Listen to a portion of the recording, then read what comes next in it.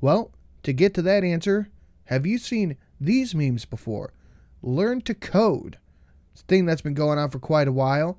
Learn to code has pretty much been on everybody's timeline, especially YouTubers, like this one, the Learn to Code modification for your AR-15, and the Learn to Code from the President, putting journalists on suicide watch. Now, these memes might seem extra funny to you, but there's a reason that they are the biggest hit that they are, and why SJWs and journalists hate them so much.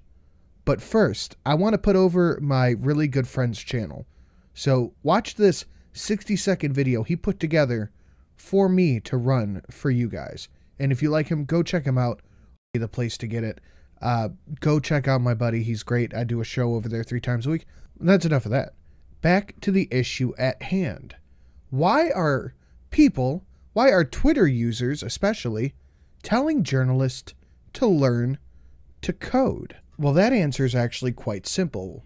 In the past year, over 2,100 journalists have been laid off from their job, fired, because the company isn't making enough money. Now, I couldn't tell you for sure why these companies keep going out of business, but if I had to speculate, I think I would start with the constant racist attacks on people based on the color of their skin. Oh, and the fact that they attack other journalists all the time. If I put even a modicum of the screenshots of this video would be an hour long. This does come right on the heels of the Covington incident, where all of these journalists, and I'll link a video I did on this in the description, attacked a bunch of teenage boys, 15 to 16-year-old sophomores in high school. And it turns out, to absolutely nobody's shock, they got just about everything wrong. And again, let's not forget that BuzzFeed ran the piss story, the Steele dossier, which was discredited almost immediately.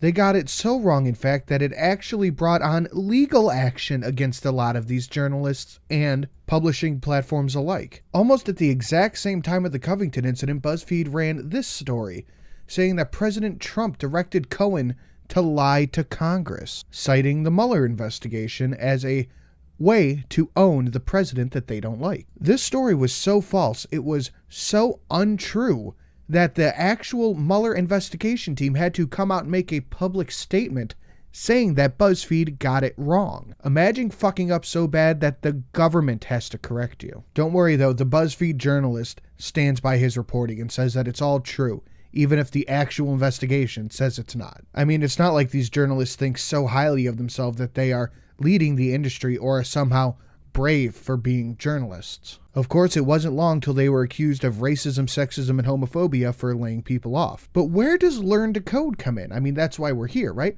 Where does the learn to code meme come into it?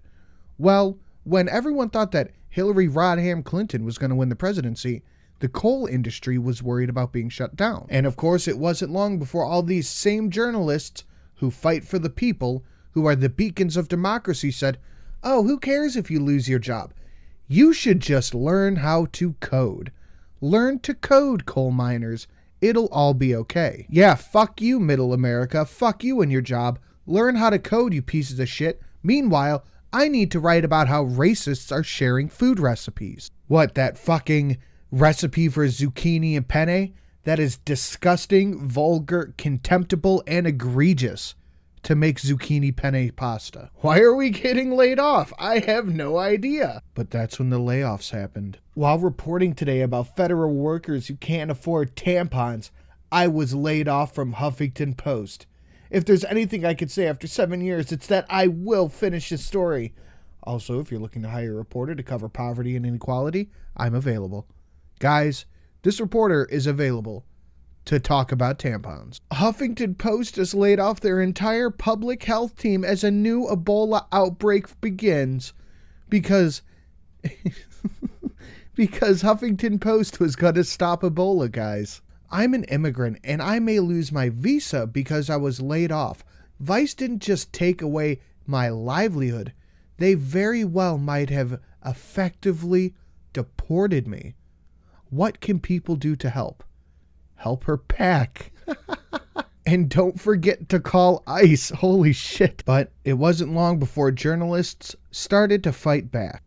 I'm being told by a person in the know that tweeting "learn to code" at any laid-off journalist will be treated as abusive behavior and is a violation of Twitter's terms of service. Journalists will be better coders than you anyway.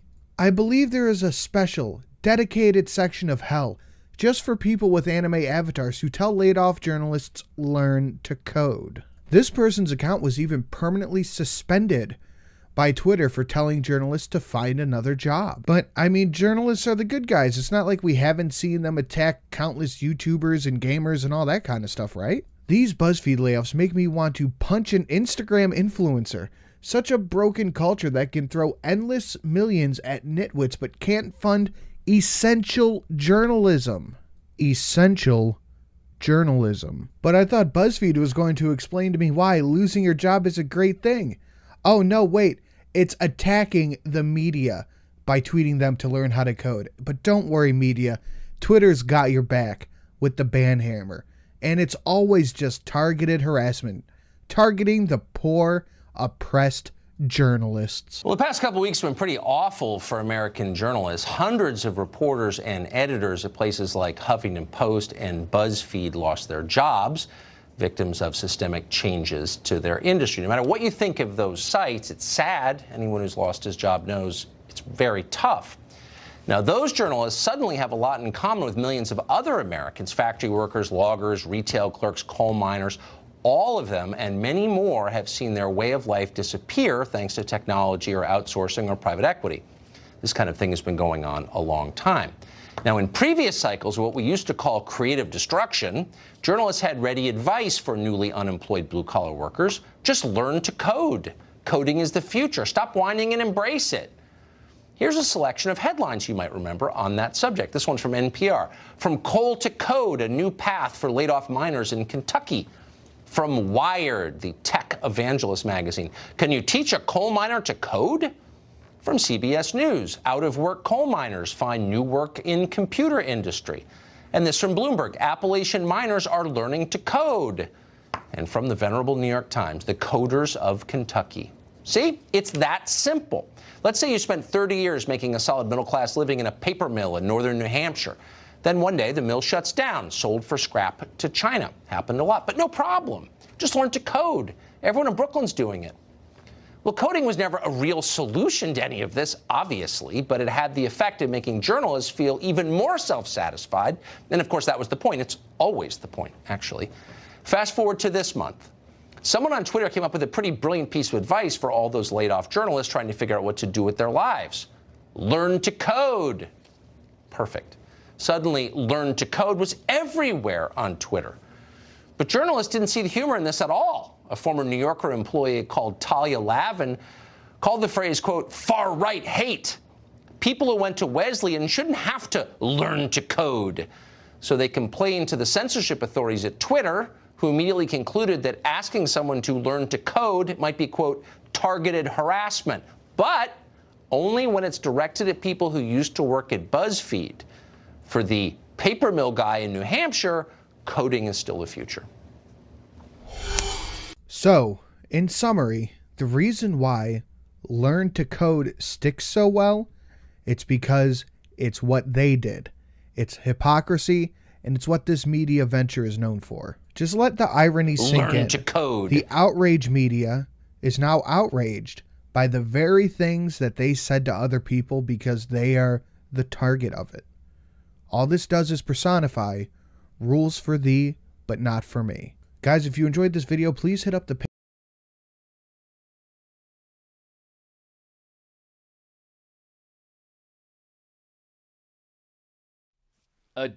Kamala Harris opening her campaign with the bizarre Wakanda Forever video. Before I get to that, did you see the stocks tank? So the anti-Christian Democrat Kamala Harris announced her bid for president, and she is the odds-on favorite to win the rigged Democrat primary by party elites.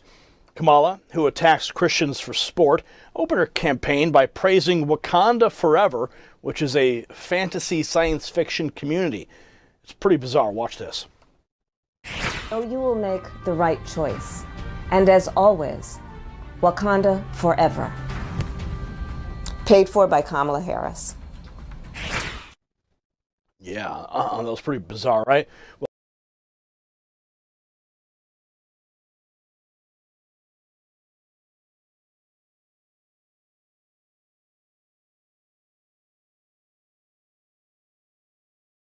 before we dig in, I want you to take a listen to what Tim Cook had to say on Apple's earnings call just moments ago. Take a listen. Our customers are holding on to their older iPhones a bit longer than in the past. When you pair this with the macroeconomic factors, particularly in emerging markets, it resulted in iPhone revenue that was down 15% from last year. Our iPhone results accounted for significantly more than our entire year-over-year revenue decline. Now, the macroeconomic conditions, June, are one thing, and Cook said that they were much worse than even Apple anticipated. But there you see him saying that people are holding on to their iPhones longer. We all know this, but he's for the first time kind of admitting it. What do you make of that? I mean, I think the data speak for itself, right? According to the performance of iPhone sales, I mean, there's no doubt, there's very little doubt that iPhone this cycle is a failure. I mean, the marketing of XR and the pricing points and the slew of SKUs kind of don't make sense. And especially in emerging markets, when the trend of commoditization is more evident, perhaps, than the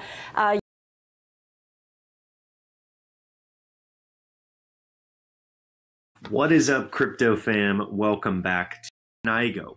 And congratulations, Roman. I just sent you 3 separate AMD RX 580 rigs, each with 8 cards. And it is September 20th. So in 20 days, those 24 cards have generated $106. And I want to make sure that we are getting the exact numbers here. So let's go through and see. Gives me some bonuses when you click on the money. And of course I haven't withdrawn anything yet, but it looks like roughly about $100 in 20 days. And with bonuses, it's about 86,000 Satoshis, and that's about $5.51 added on top of.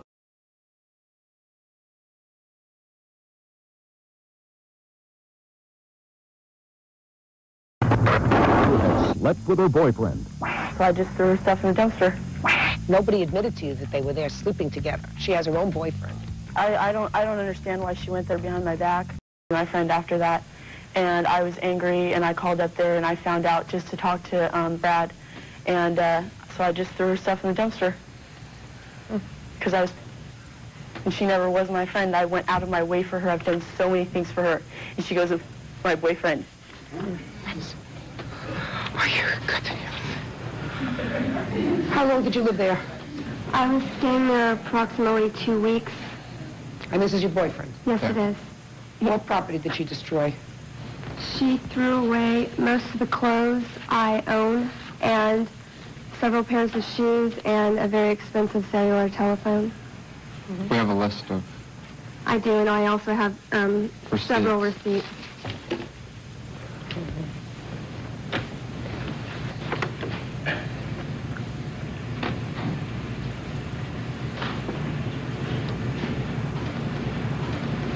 God, I couldn't be so specific about what I had in my house as you are. How do you know that these were things that you had there? 6 pairs of socks? 15 pairs of panties? How do you know that? I'm sure there were more than 6 pairs of socks. I just estimated 6 pairs of socks. There's probably things that are missing that I can't remember. You were taking none of your property with you? I had several things with me. A bag. We just done 3 loads of laundry, and they're all at her house, not to mention a closet full of stuff hanging out that was inside of her home. Where were you when all this was going on? I was in Los Angeles with a friend, and she was in San Diego where we all live. And she was in San Francisco, I was in LA, and she had assumed that since she went to San Francisco without Suzanne, that she had done it maliciously to sleep with her boyfriend, when in all actuality she was heading to Reno and just got too tired on the trip and decided to stay in San Francisco. And they were going to stay at her witness's house, at her brother's house, and they couldn't wake him up, or that he wasn't home, so they decided to stay at this gentleman Brad's house, who she's referring to. They had stayed there 2 weeks previously, all three of them, and so they thought, hey, maybe we can stay there, because we were just there 2 weeks ago. Brad said no problem, and they stayed there. Can I say something? Yeah, sure. There was not a closet full of things, and they did not stay with me for 2 weeks straight. They stayed with me for 1 or 2 days at a time, and there was exactly 2 bags of clothes, and that is all. And I took them and I chucked them in the dumpster because, you know. Miss Longo. Your Honor. Just a second, Miss Longo. You have to pay for that. You can't do that. I mean, you called your boyfriend's house. I know what I did legally was wrong. Okay. You called your boyfriend's house. Nobody admitted to you that they were there sleeping together. She has her own boyfriend. I mean, you may not have liked the fact that she went there and stayed at your boyfriend's house without your permission, but you assumed that they were sleeping together. Nobody acknowledged that to you, did they? His roommate told me. I don't believe that. His name's Mark. I don't believe that. Why would anybody do that? Why would anybody stir up trouble? I don't understand why she went there behind my back. That's not the issue. That's not the issue. I mean, he gives a perfectly plausible explanation. The three of you had stayed there before. Is that right? If you want to act impulsively, Miss Longo, then you have to pay for it. Your clothes are worth how much, sir? Mine were there about $4.91 or so. I had some well, that's shoes. not a lot. Women's clothes are usually much more expensive. Yeah. He had like 2 shirts. Mm-hmm. That's about it. What clothes did you have there, sir? Liar. I have them on the list. Tell me what clothes you had there. I don't recall. It's been 2 months. I had a dress shirt. I had a pair of Airwalk tennis shoes, a pair of flip-flops, a dress shirt that I had. We've talked about the dress shirt twice. She's going to pay, but she's not going to provide you with a new wardrobe. No, I understand. Go ahead, keep going. And I had the battery for the cellular phone that I purchased. It's a StarTAC. It's one of those little tiny flip phones. Right, and how much was that?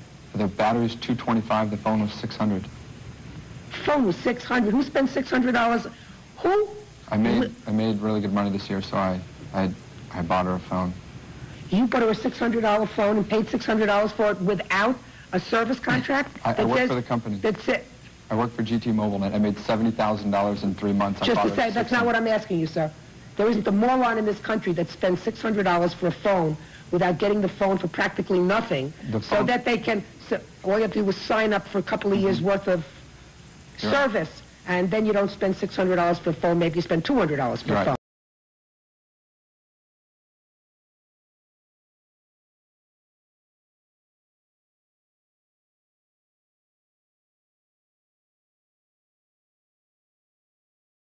Well, Jake, we have learned that Senate investigators have obtained new information showing Donald Trump Jr.'s mysterious phone calls ahead of that 2016 Trump Tower meeting were not with his father. This is according to 3 sources with knowledge of the matter talking to CNN. These are records provided to the Senate Intelligence Committee that show the calls were between Trump Jr. and 2 of his business associates. And this is significant, Jake, because this new information appears to contradict Democrats' long-held suspicions that the block number was from then candidate Donald Trump, and that would show, if it was true, that he did have knowledge of the meeting at Trump Tower. Hey, YouTube, Drone Tech here.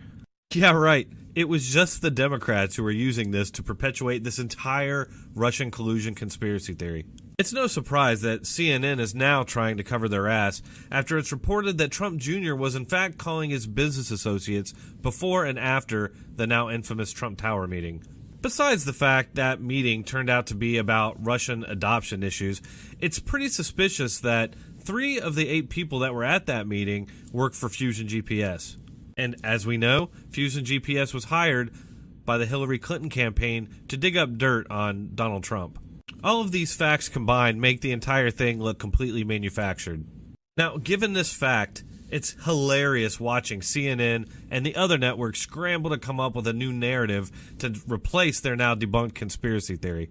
We're following multiple breaking stories, including sources now telling CNN that investigators have evidence that Donald Trump Jr. called his business associates, not his father, before and after the 2016 Trump Tower meeting. Now, We know these block calls were not to or from him. Does that do anything to answering the fundamental question, which is, did he know about it? This is mistaking a small part for the whole. There are other ways that the meeting could have been communicated. He could have actually spoken to him when he was with him at some point in time. Did he have any other conversations around the meeting before? Of course, we don't know if he had a personal conversation. Let's not forget that Trump Jr. did meet with Russians about getting dirt on Hillary Clinton. Simone, I suspect that you don't think this absolves Donald Trump Jr. Of course, this is a baseless accusation here from Don Jr. Well, apparently Donald Trump Jr. believes this reporting, so Yeah. I guess cherry picking which reporting he believes, but It's very nice that this is helpful to Donald Jr. Yes, he did not contact this person. That's fine. Sure. Okay, he didn't call him. That's great. That's maybe one dash mark in your favor. But that doesn't negate all the other stuff we know. But if you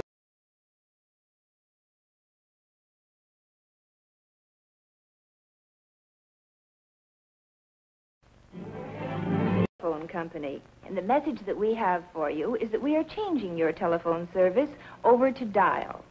There's been a lot of planning, preparation, and work in order to bring Dial to town. You may have noticed that lots of work has been going on. New cable pulled into place and other types of construction. If the Dial isn't already on your telephone, it soon will be. Many months ago, our engineers started to draw up the plans because equipment must be tailor-made to fit the needs of each community, not only for today's requirements, but for years to come. To design, build, and install this equipment takes time and money. This is an investment in the future of your community. It won't be long now until Dial telephones are ready to serve you. So that there will be no interruption in your telephone service during the changeover, everything is made ready.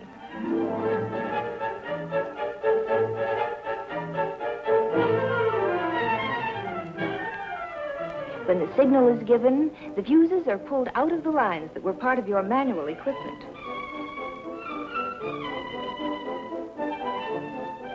At the same instant, we close the connections in the Dial equipment and Dial service is born. Instead of hearing the operator's familiar "number please," you'll hear the dial tone.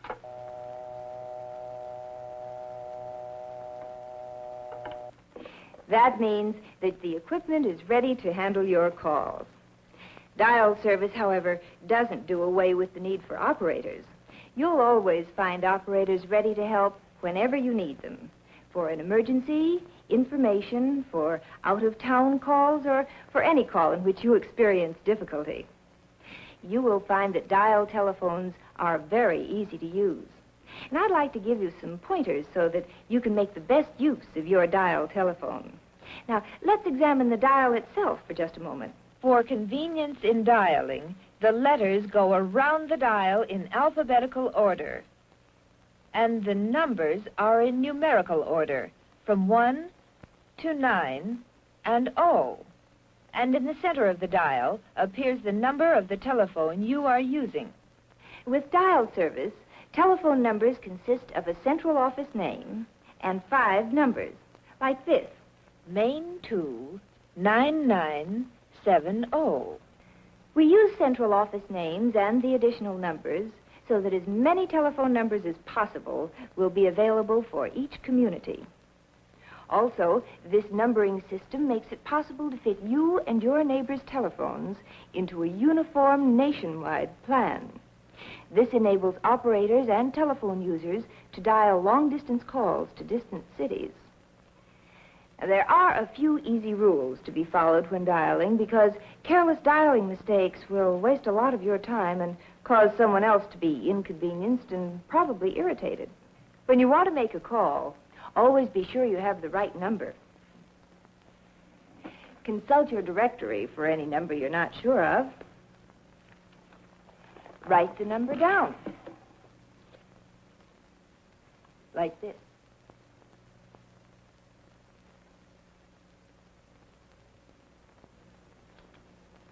It will save you a lot of time and trouble if you keep the numbers in front of you while dialing. Now, let's use this demonstration model for a moment while we dial our number. Take up your receiver and always listen for the dial tone. Remember how it sounds a steady hum. Now, let's dial the number we looked up and made a note of. Remember, always be sure to dial the first 2 letters of the central office name, then the 5 numbers. For example, for word 49970, dial W O 4 9